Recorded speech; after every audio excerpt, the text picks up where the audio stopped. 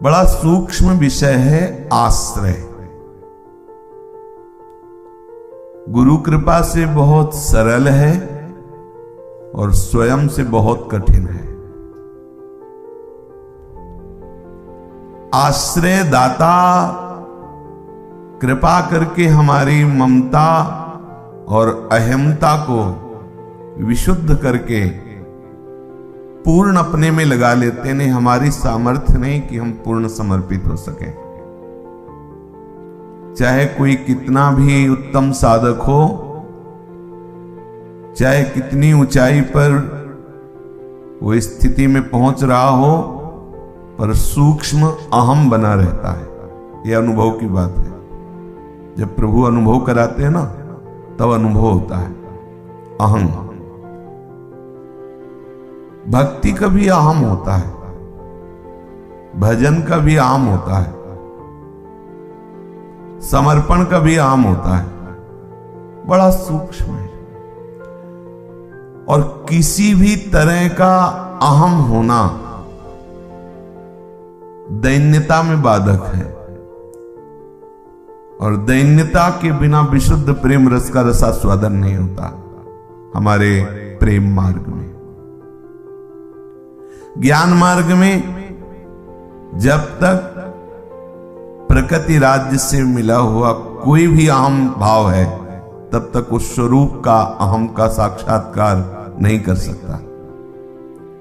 किसी भी तरह का प्रकृति के द्वारा रचित वस्तु, व्यक्ति, स्थान कहीं भी थोड़ा भी अहम है तो उसे विशुद्ध स्वरूप अनुभव नहीं होने देगा।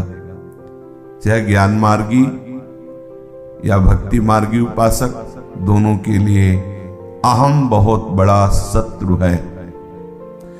और ये संस्कृति का मूल है। जितने भी दुख है इसी से प्रकट होते हैं। जितने भी दुख हैं, आप कभी दुखी नहीं हो सकते यदि अहंकार ना हो तो। हमने अनुभव किया है, इसलिए कह रहा हूं। साधन भजन का भी अहम हो जाता है, और ये निवारण करते हैं स्वयं सच्चिदानंद सदगुरु प्रभु। देखो, भगवद अवतारों में देवर्षि नारद जी का नाम आता है। क्या कहीं आप संभावना भी कर सकते हैं कि उनको अहम हो सकता है? आचार्य है, भगवत स्वरूप है,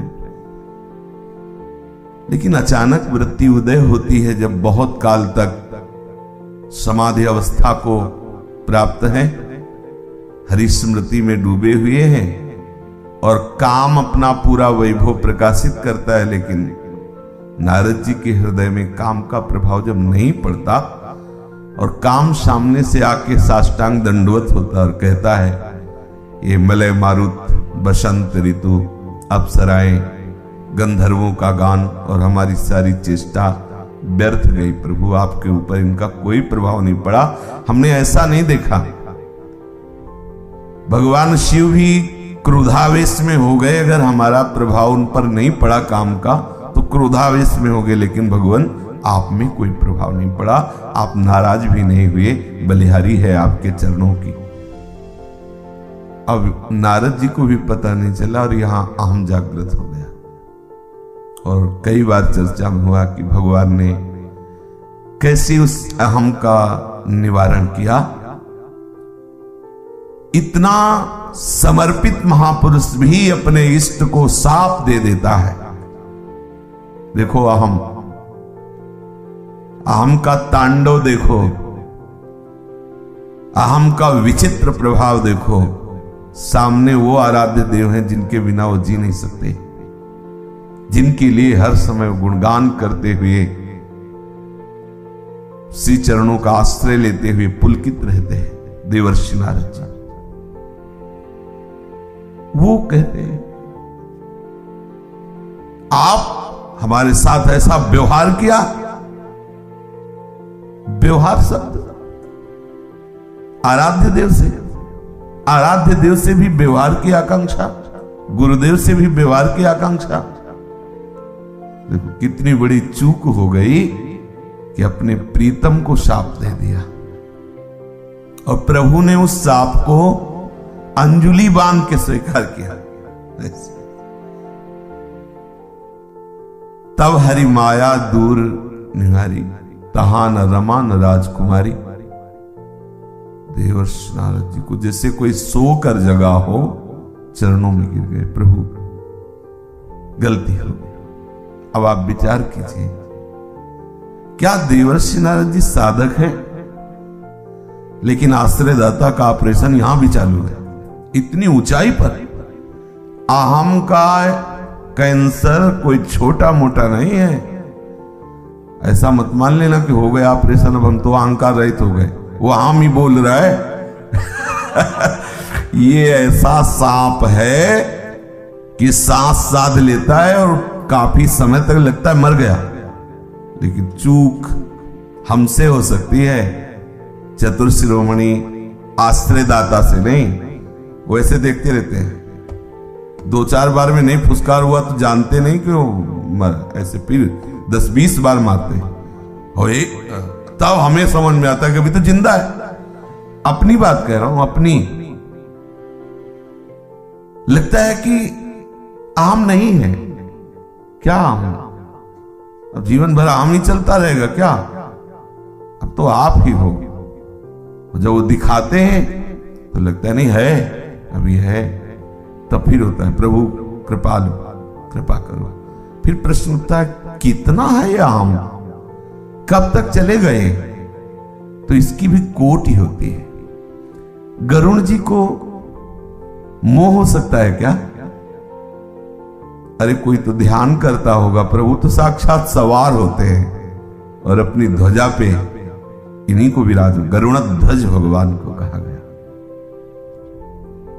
गरुण ध्वज प्रभु जिनके ऊपर विराजमान होते हैं, उनको भी मोह होने की संभावना है क्या? बोले हो गया।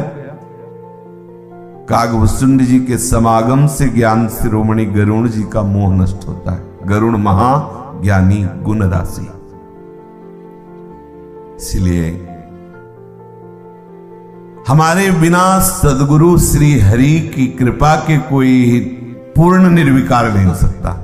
निर्णय की बात, जीवन भर साधक साधक ही रहता है,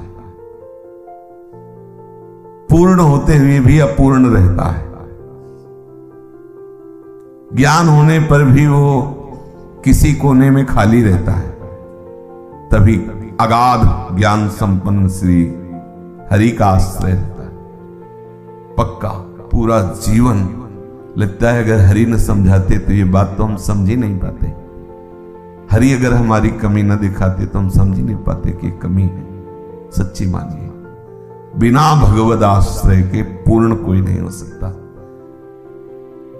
अभी तक तो ये था कि साधन के द्वारा उस वस्तु की प्राप्ति नहीं होती, कोई करके देख ले।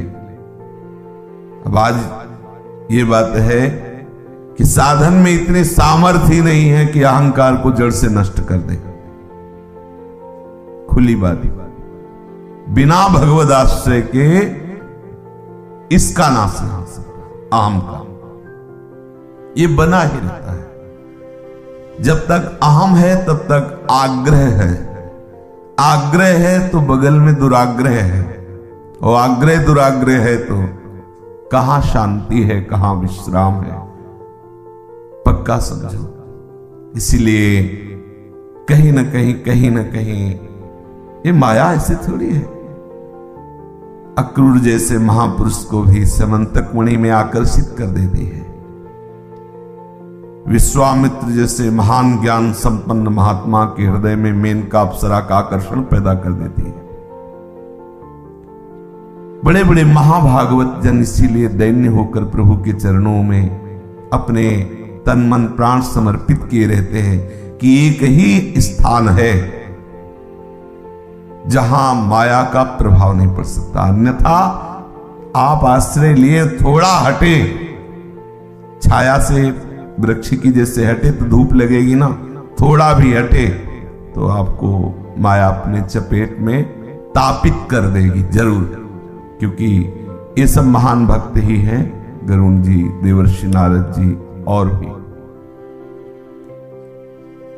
बहुत सूक्ष्म अहम होता है। अगर अहम नहीं तो परेशानी शब्द नहीं है। पूरे जीवन का निरीक्षण परीक्षण करते रहना और कर लो। अहम नहीं है तो परेशानी शब्द नहीं है, अशांति शब्द नहीं है, दुख शब्द नहीं। हम राजी उसी में जिसमें तेरी रजा है, परेशानी क्या। कह देना बहुत सरल होता है, जोई जोई प्यारो करे सोई मुहे भावे। कह देना बहुत सरल होता है, बहुत कठिन है।